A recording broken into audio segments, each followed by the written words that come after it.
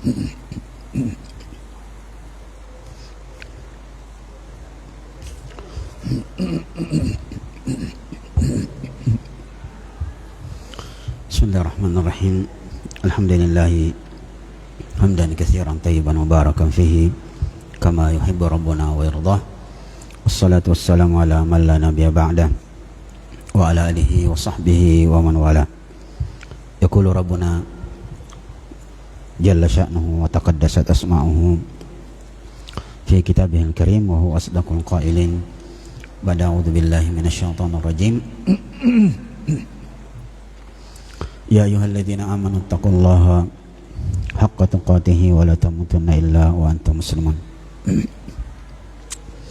Allahumma shalli ala Muhammadin wa ala alihi wa sahbihi wasallam.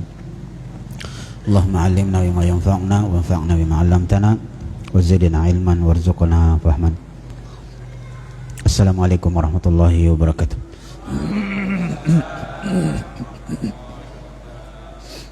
Alhamdulillah, Bapak, Ibu, saudara sekalian, kita memuji Allah Subhanahu wa taala.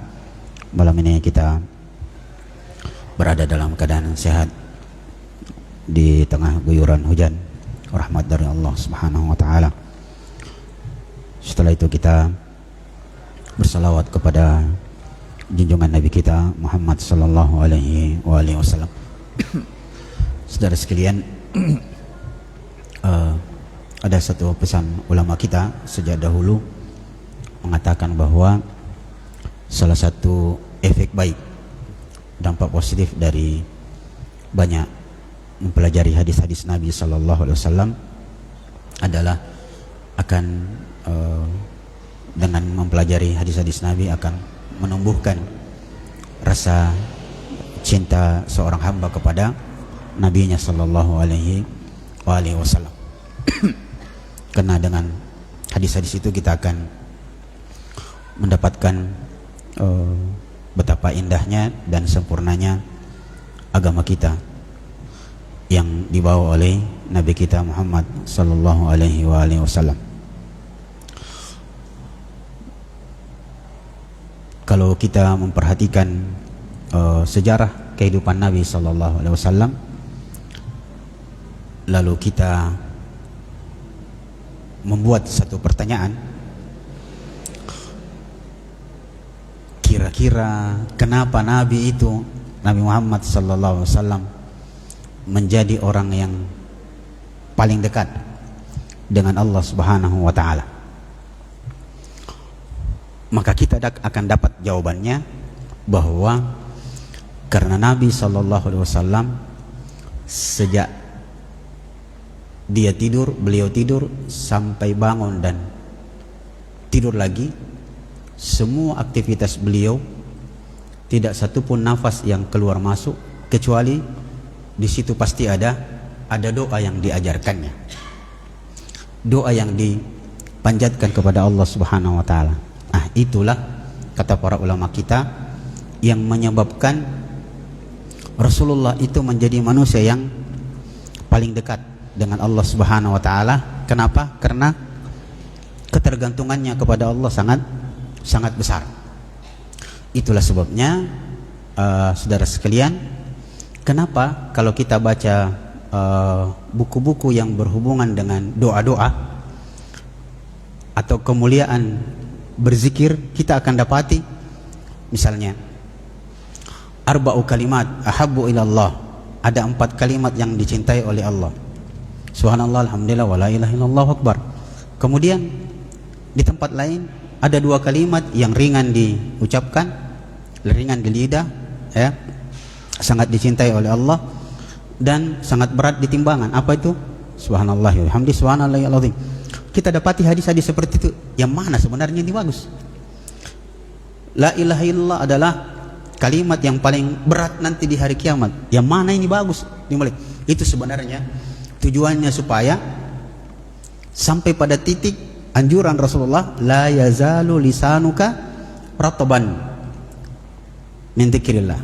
Hendaklah senantiasa lidahmu itu basah dengan zikir kepada Allah dan selalu berdoa kepada Allah. Itu sebenarnya rahasia di balik kenapa para ulama kita selalu menganjurkan untuk kita mempelajari hadis-hadis Nabi sallallahu alaihi wasallam.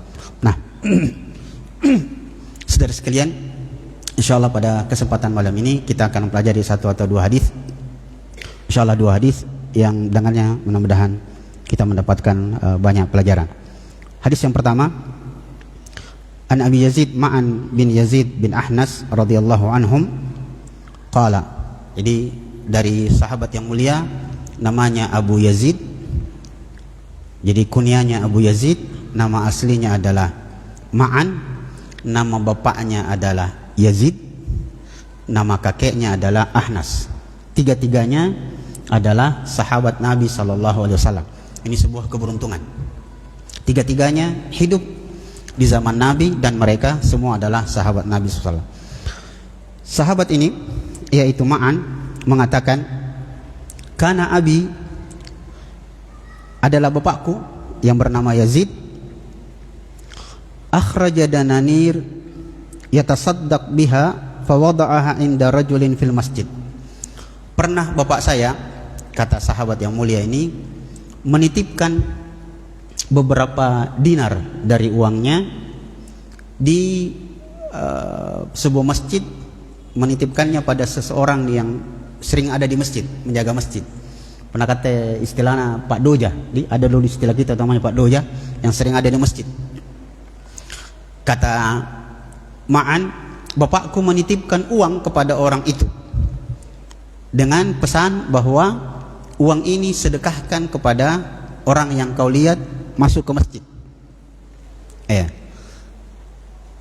Kalau kita pakai redaksi kita, kira-kira kalimatnya itu, ini uang, tolong nanti kalau ada yang masuk ke masjid, nampak pun anu cini kirupanna rupa masing-masing sare, kasih dia. Pokoknya tidak peduli dia kayak yang pertama masuk masjid, yang penting pun nama masing-masing rupanna sare.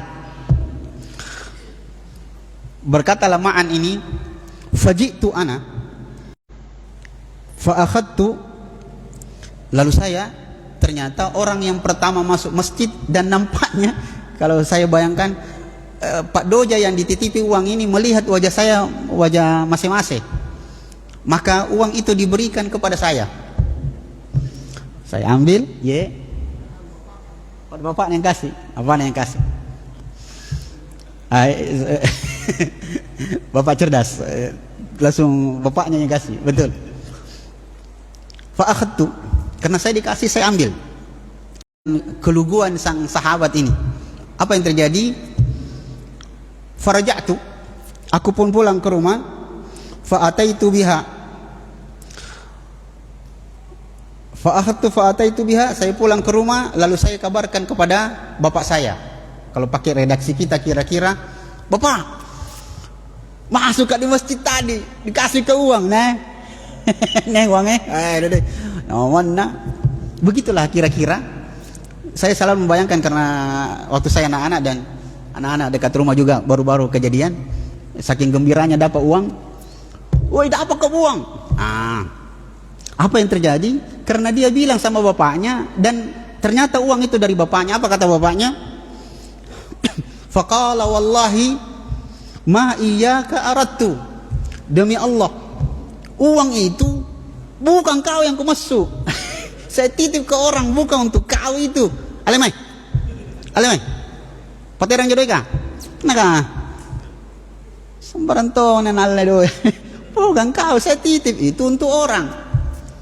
Sayangnya kita lihat redaksi berikutnya, kalimatnya, ya.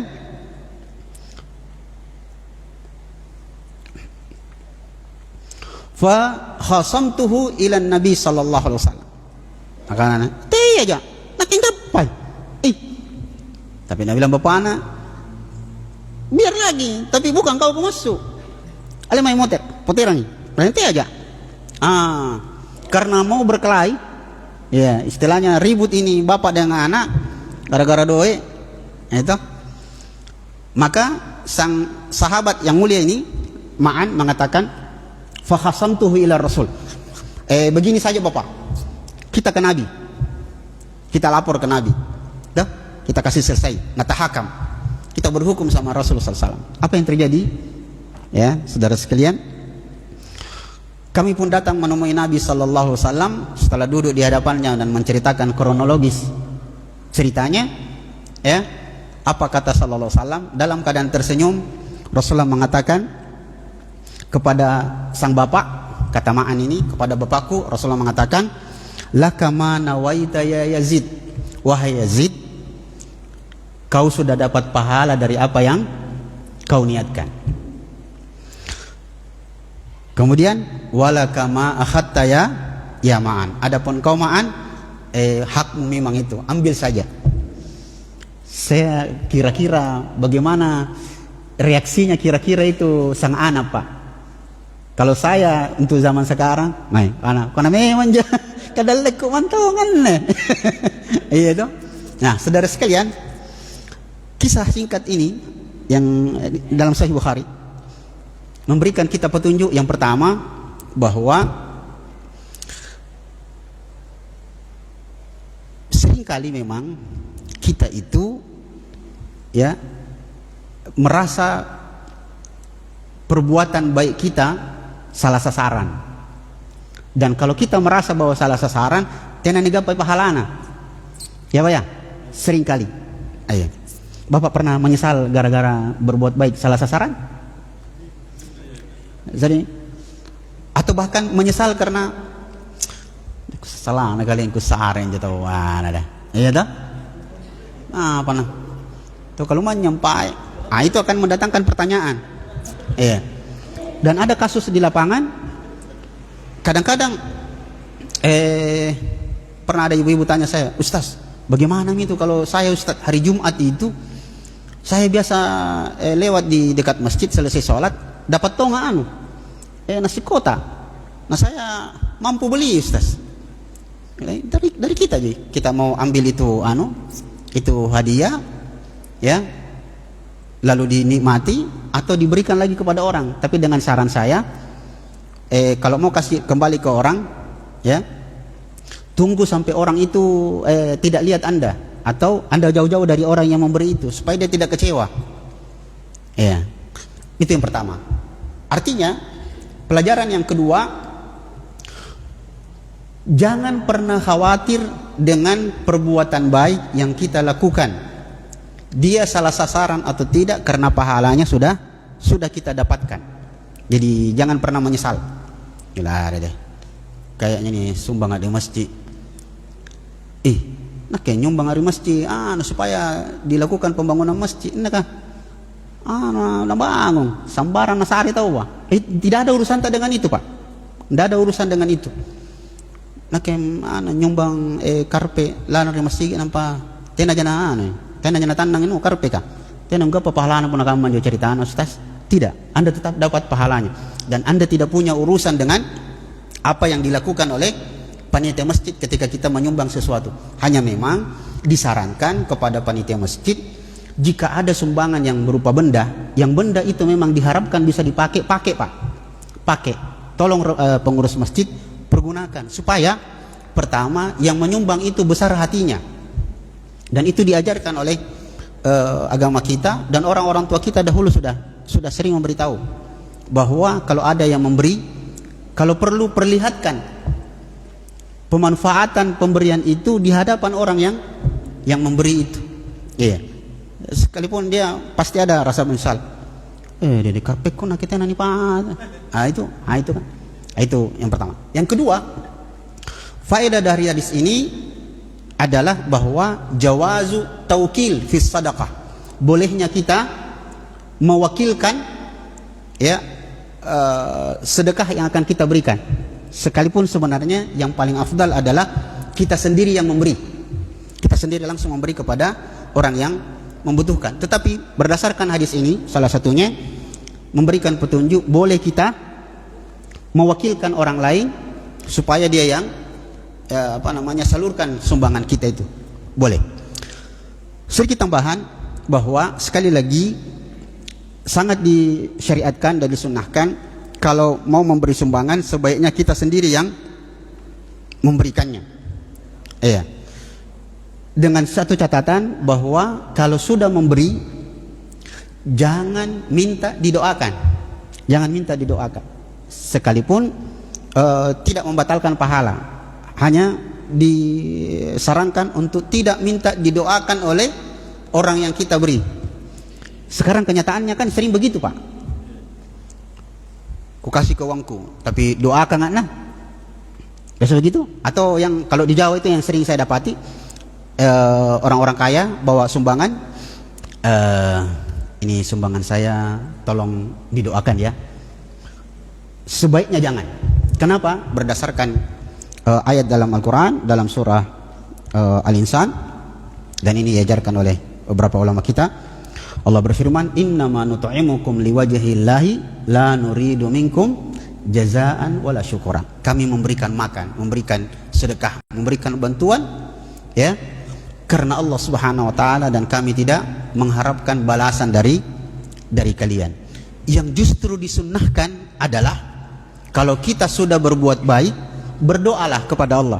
Jadi jangan tunggu didoakan. Kalau didoakan alhamdulillah, manjur itu. Tetapi sebenarnya yang paling dianjurkan adalah kita itu berdoa setelah melakukan kebaikan.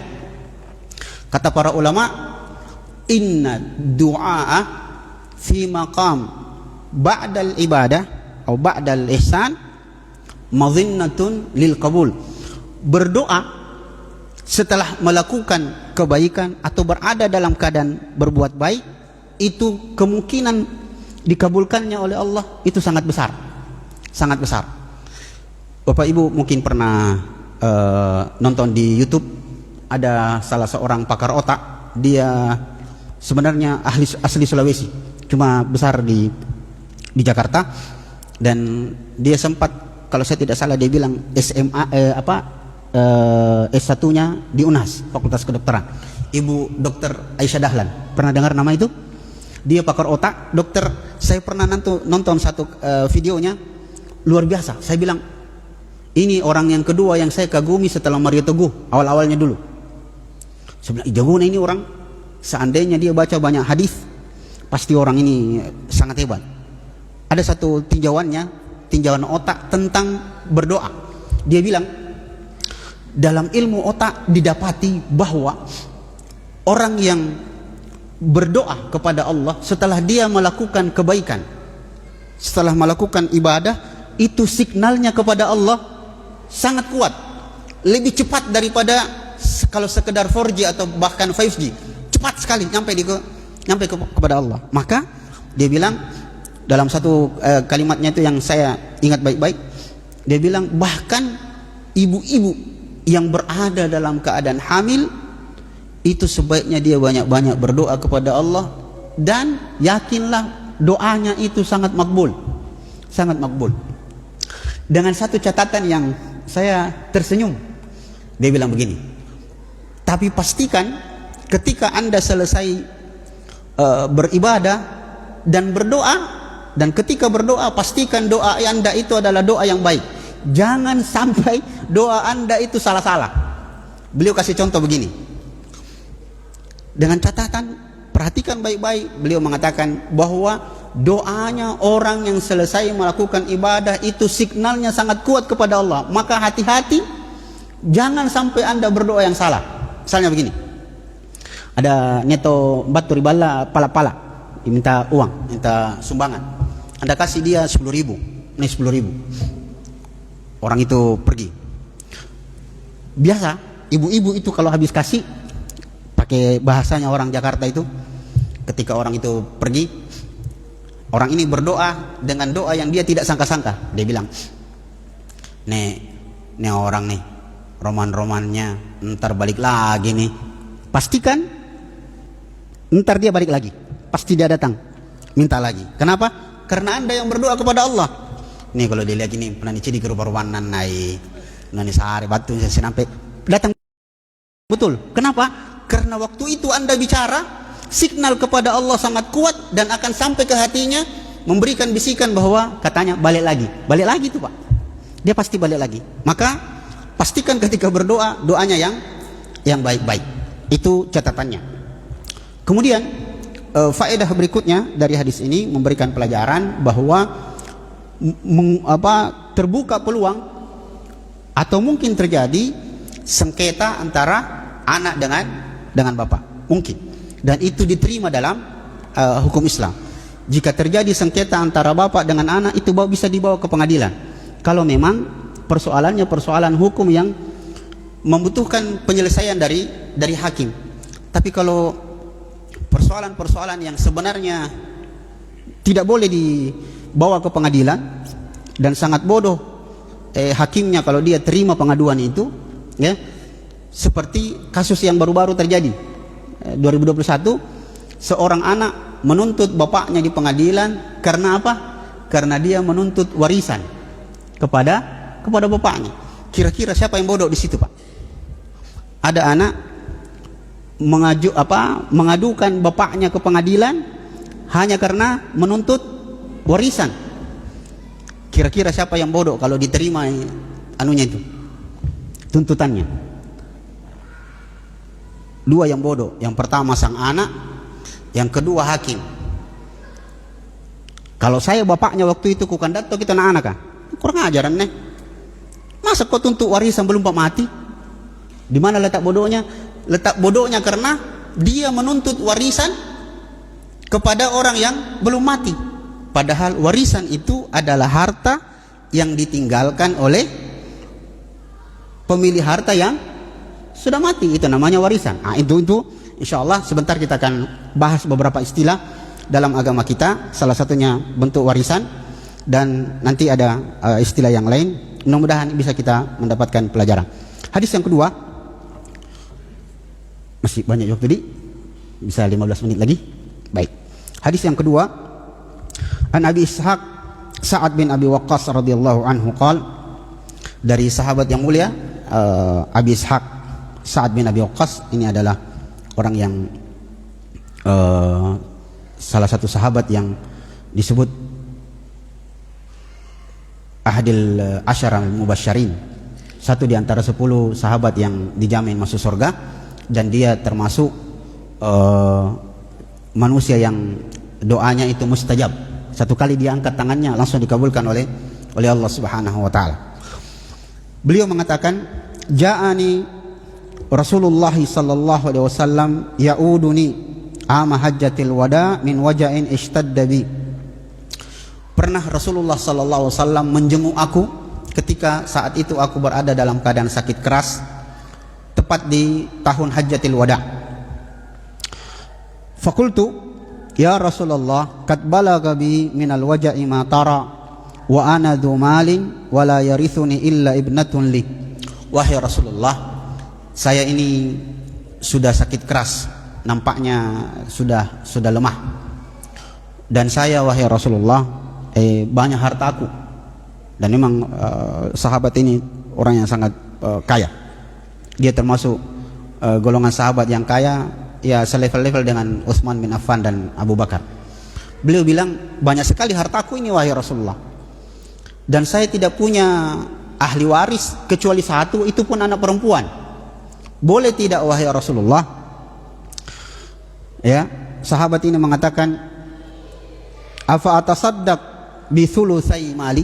Bolehkah aku mensedekahkan 2/3 hartaku, nanti yang sepertiganya untuk anakku saja, ke anak perempuan ji, toh 2/3 kasih saja orang, dibagi-bagi. Bayangkan Pak, seingat saya Sa'ad bin Abi Waqqas itu salah satu kebunnya, ada satu kebunnya itu isinya 1000 pohon korma, belum lagi yang lain, banyak sekali.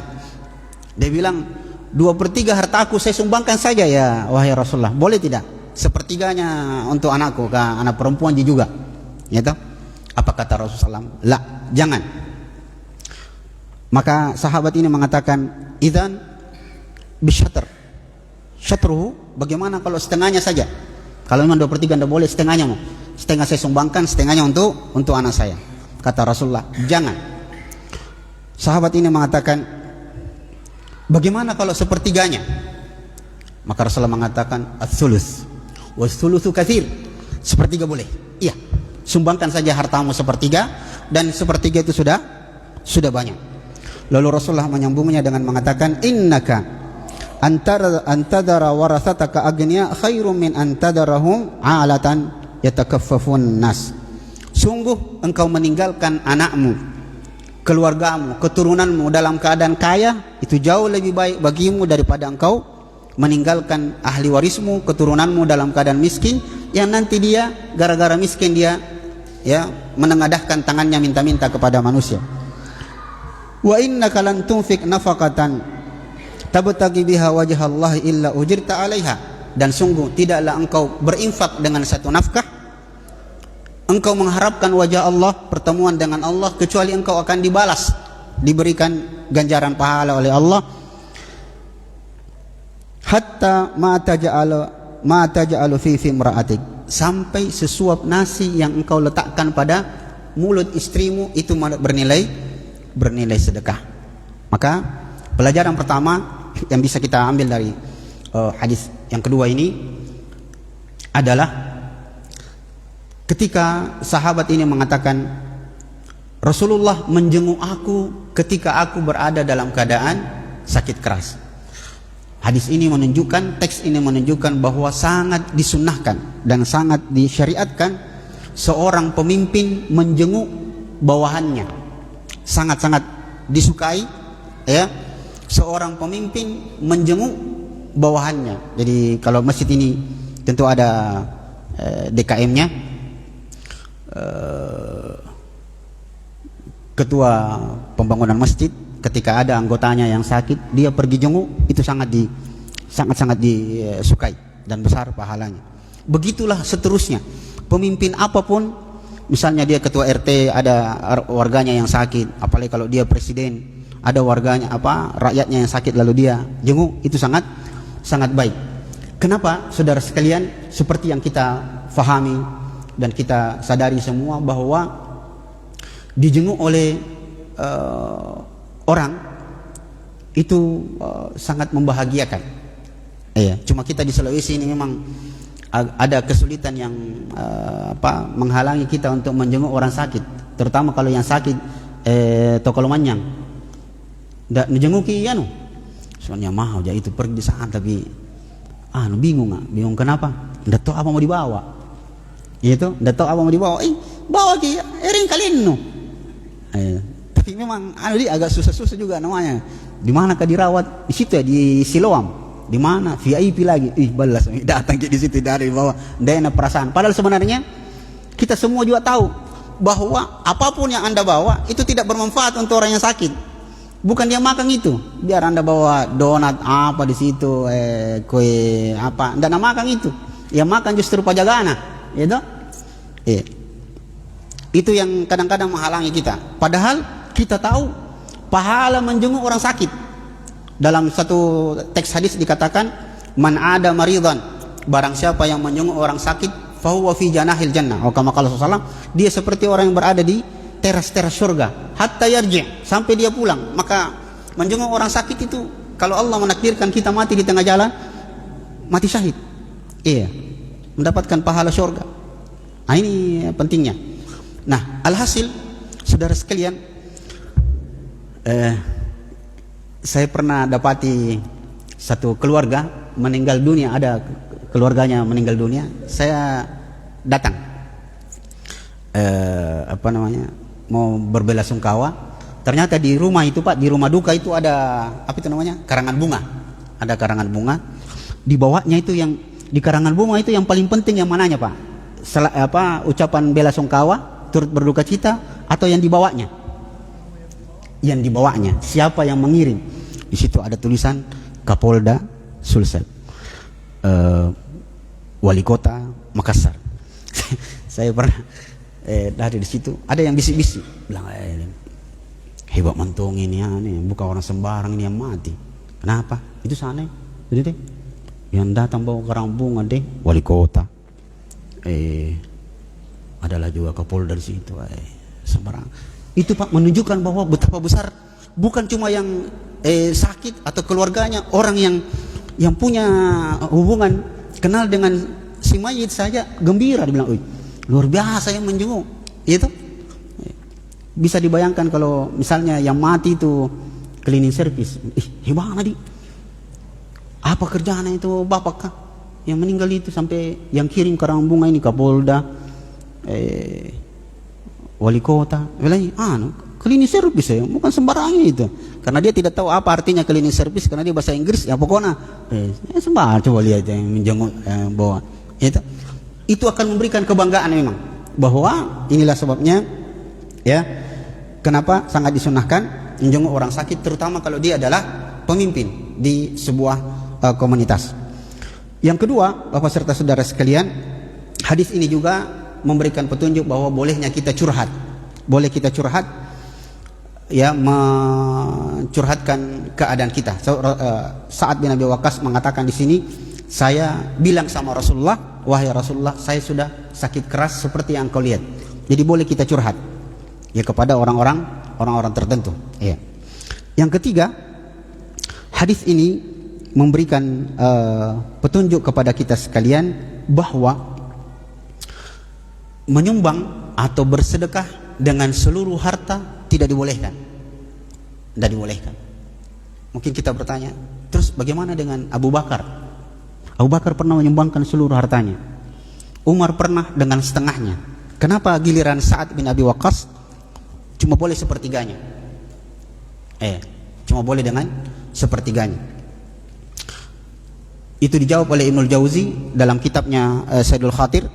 Beliau mengatakan, yang pertama, bahwa kasus Abu Bakar menyumbangkan seluruh hartanya itu karena dia pedagang. Dia pedagang. Pedagang pada umumnya kalau dia kehabisan harta, dia tahu bagaimana caranya cari modal. Maka Anda, ya, kita ini semua yang rata-rata istilahnya pegawai negeri, gaji cuma 2,5. Jangan Pak, setiap terima gaji disumbangkan semuanya, habis kau tidak tahu caranya bagaimana, harus nunggu sebulan. Maka itu hikmahnya. Kenapa di sini di hadis ini dilarang untuk menyumbangkan bahkan setengahnya. Dan Rasulullah mengatakan sepertiganya itu sudah cukup banyak. Jadi jangan kasih semua mi. Terus apa yang kau tinggalkan? Aku tinggalkan Allah dan Rasulnya. Tidak, keimanan kita beda dengan keimanan Abu Bakar. Iya. Dan inilah juga memberikan petunjuk bahwa kenapa begitu, Ustadz? Bukankah kita ini harus mencontoh Rasul? Ya betul, tapi ada yang perlu kita pahami. Tidak semua yang dilakukan oleh Nabi itu kita lakukan. Bahkan ada yang dilakukan Nabi larang untuk dilakukan oleh umatnya. Seperti apa? Nabi menikah lebih dari 4. Kita dilarang. Rasul juga pernah melarang seorang sahabat yang mau puasa wisol, puasa sambung. Begitu maghrib dia tidak buka, dia mau sambung. Rasulullah larang. Jadi tidak semua yang dilakukan Nabi itu kita lakukan. Itulah sebabnya hadis itu kalau dibagi sebenarnya minimal 2, perkataan dan perbuatan. Dan kalau bertemu antara perkataan Nabi dengan perbuatan, maka yang lebih kuat adalah perkataannya. Karena perbuatan itu kadang-kadang menjadi kekhususan Nabi Sallallahu Alaihi Wasallam. Kemudian saudara sekalian, Nabi Sallallahu Alaihi Wasallam mengatakan, sungguh engkau meninggalkan anakmu dalam keadaan kaya itu jauh lebih baik daripada kalau engkau meninggalkan keturunanmu dalam keadaan miskin. Itu memberikan petunjuk bahwa tidak mengapa orang Islam itu kaya dan sangat baik. Kalau kaya sangat baik. Jangan kita orang Islam tidak perlu kaya. Iya. Nanti lama nanti dihisap. Kan disebutkan bahwa yang pertama kali masuk surga itu kan orang miskin duluan. Sering kita salah paham dengan hadis-hadis Nabi Sallallahu Alaihi Wasallam. Gara-gara itu, yang pertama kali nanti masuk ke surga di antara umat Nabi adalah orang-orang miskin. Orang kaya itu lama. Orang kaya lama. Memang lama. Karena yang ditanya dari mana dan kemana. Tapi kalau hartanya itu dari yang halal lalu disumbangkan ke tempat-tempat yang baik, dia memang lama masuk surga, tapi nanti dia dapat yang lebih besar. Hadis Nabi SAW di Arba'in Nawawiyah itu kan jelas. Ketika orang-orang miskin datang mengadu kepada Nabi SAW, dia mengatakan, wahai Rasulullah, dhahaba ahlud duthur. Wahai Rasulullah, orang-orang kaya itu telah mengalahkan kami. Mereka bisa menyumbang dengan hartanya. Kata untuk sia-sia, tidak bisa kita kodongan menyumbang. Aina kalam kita nanti di akhirat nanti. Maka Rasulullah mengatakan, maukah kalian aku ajarkan beberapa perbuatan atau kalimat yang dengannya kalian bisa mengalahkan mereka? Kata para sahabat, apa itu? Ya kau subhanallah, alhamdulillah, la ilaha illallah, akbar, zikir-zikir. Gembira ini orang-orang miskin. Tidak lama kemudian datang lagi mengadu kepada Nabi. Dia bilang, oh ya Rasulullah, bocor. Nah lakukan tongnya orang kaya iya. Maka Rasulullah mengatakan, zalika fadlullah yu'ti man yasha. Itu menunjukkan bahwa orang kaya itu baik kalau didapatkan dari jalan yang halal. Di ujung-ujungnya, serta saudara sekalian, Rasulullah SAW mengatakan, tidaklah engkau menginfakkan satu nafkah, engkau berharapkan pahala dari Allah, kecuali engkau mendapatkan pahala sampai satu suap nasi yang engkau letakkan pada mulut istrimu, itu bernilai sedekah. Subhanallah, di sini menunjukkan betapa Allah itu maha pemurah.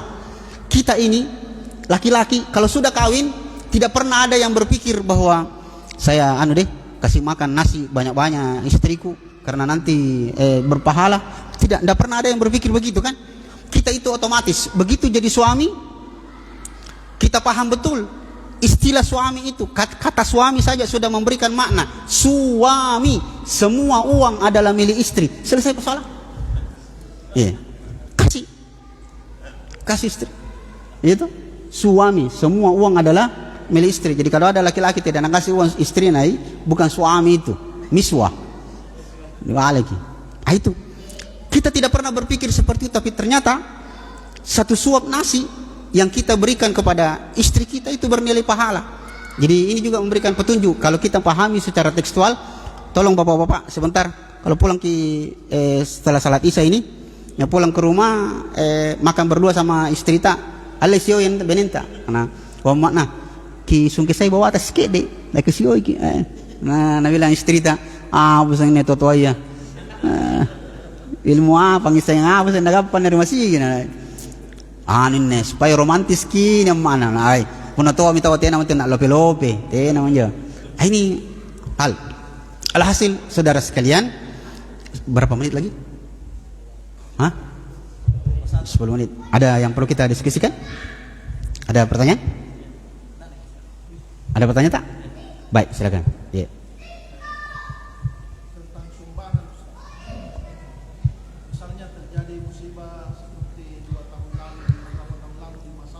Iya. Ada orang menyumbang melalui kita. Iya. Kemudian kita bawa itu sumbangan ke sana.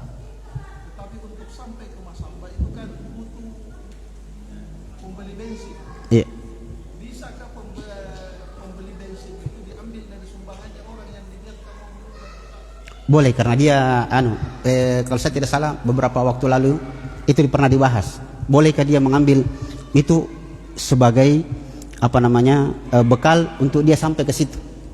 Maka sumbangannya orang itu sampai ke situ, sampai pahalanya, karena dia digunakan untuk sesuatu yang dengannya dia bisa sampai ke sana. Iya, pembeli bensinnya dia makan di jalan dengan menggunakan itu tidak apa-apa.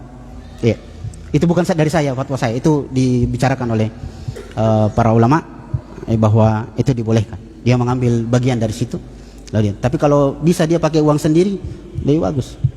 Iya. Itu jauh lebih baik. Iya. Kan mau menyumbang tuh mau menyumbang. Iya. Allah. Baik. Ada lagi? Kalau begitu saya selesaikan. Nah, iya.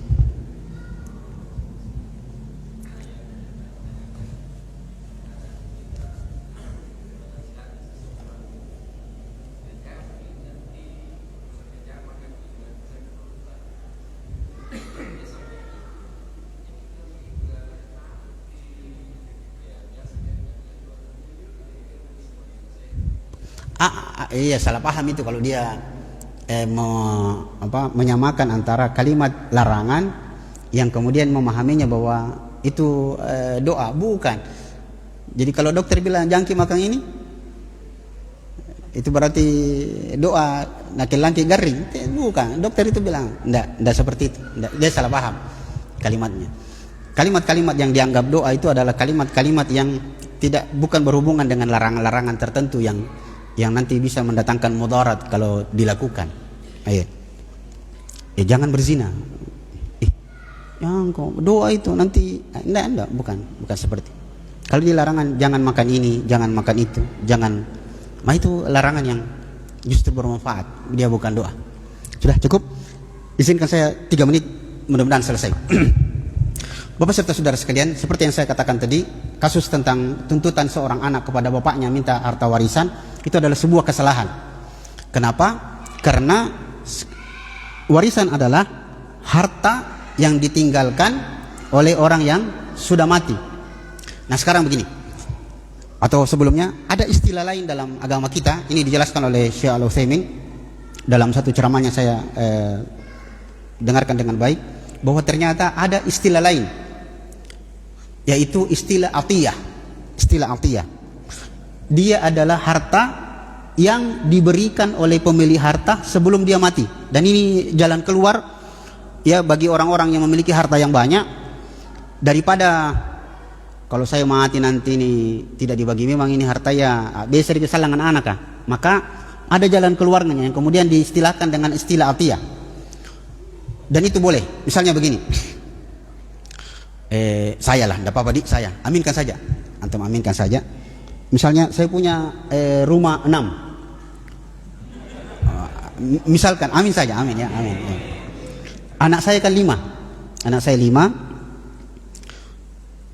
Yang ke-6 ini yang sekarang saya pakai dengan istri dan anak-anak saya, tapi saya punya investasi 5 rumah dan anak saya 5. Saya berpikir, ini salah anak-anak kan nih, sekalipun sekolah di pesantren, tapi pun lompo kan tenan isengi, aten ngasih anak-anak kasih ke besir ji, lebih bagus dibagi memang nih. Maka dibagi yang inilah kemudian sekali lagi diistilahkan oleh Syekh Al-Utsaimin dengan atiyah. Panggillah anak-anak 5 ini, kau nak, yang pertamanya kau perempuan kau, sekalipun anak pertama kau itu main di Citra Garden ah, bagaimana? Setuju? Sepakat? Rela? Ridho? Iya pak, iya bi. Bagaimana semua? Kau? Iya, kasih ke kakak. Kau yang kedua ya Citraland. Ya. Yang ketiga di Royal Spring. Yang keempat di situ yang di Petarani, gitu, yang dekat Tower, ya. Ya, Villa Mutiara. Yang kelimanya di situ ya di villa yang di Manggaruti. Ada 5. Yang bilang anak-anak yang di Karebosi ya pak, Abi. Jangan kau yang di Karebosi, bukan kita punya. Ini 5 sudah terbagi, dah? 5 sudah terbagi. Biasanya Bapak perhatikan baik-baik, 5 ini sudah terbagi. Ketika dibagi, sebaiknya dihadirkan notaris, dan dialah yang akan mencatat. Lalu nanti saya akan berwasiat. Perlu dibedakan wasiat dengan kata-kata yang berhubungan dengan beberapa perbuatan, dengan wasiat yang berhubungan dengan harta. Wasiat yang berhubungan dengan harta, wasiat itu tidak boleh lebih dari 1/3. Nah sekarang saya berwasiat, inilah yang disebut sebagai atiyah. Jadi boleh pak, harta itu dibagi memang, dibagi 5, satu-satunya semua 5. Rumah ini saya bilang sama notaris, adapun rumah ini dia tidak akan jadi warisan, saya sudah berikan kepada istri, mamakmu semua ini, yang mamakmu ini yang punya ini rumah. Kalau saya mati nanti jadi warisan tak nanti bapak, yang mananya ya nanti kalau ada uang saya yang 1T itu ya, atau setengah M, setengah mati. Nah itu namanya atiyah. Nah itu yang disebutkan dalam agama kita. Jadi beda antara warisan. Warisan itu adalah harta yang ditinggalkan oleh orang yang sudah mati. Kalau harta itu dimiliki oleh seseorang dan dia belum mati, maka di statusnya bukan harta warisan. Maka tidak boleh anak itu mengatakan, bagaimana memang warisan? Nak nggak mati anak-anak kan? Kenapa kau mati minta warisan? Nah, ini yang perlu dipahami oleh kaum muslimin, bahwa harta-harta yang dimiliki seperti yang kita pelajari tadi, ya, itu sebaiknya anak-anak kita ditinggalkan harta. Maka tidak mengapa orang tua itu menabung, dia mengatakan saya tabung untuk masa depan anak saya, itu boleh. Kenapa kau tidak tidak yakin akan rezekinya? Enggak, memang dibolehkan sebagaimana teks hadis tadi yang kita pelajari. Saya kira ini mudah-mudahan bermanfaat. Tidak ada pertanyaan toh? Sudah toh? Cukup. Sudah habis waktu Pak? Belum Pi? Yang paling terakhir ya.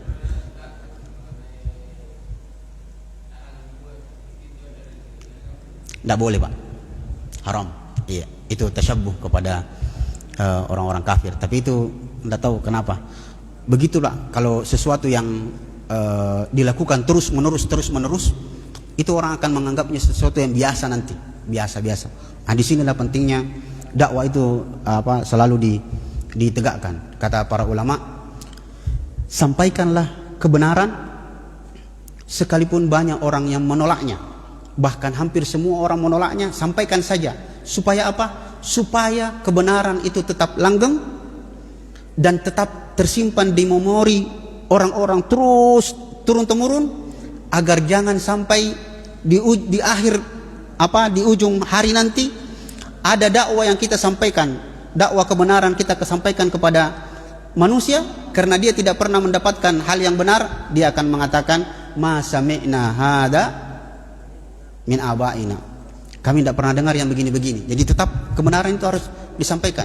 Jadi kalau ada pro kontra, bagus, jangan semua pro. Makanya kalau dalam ilmu politik harus ada oposisi, tidak boleh ada semuanya bergabung di situ. Harus ada oposisi supaya dia jadi balance. Iya.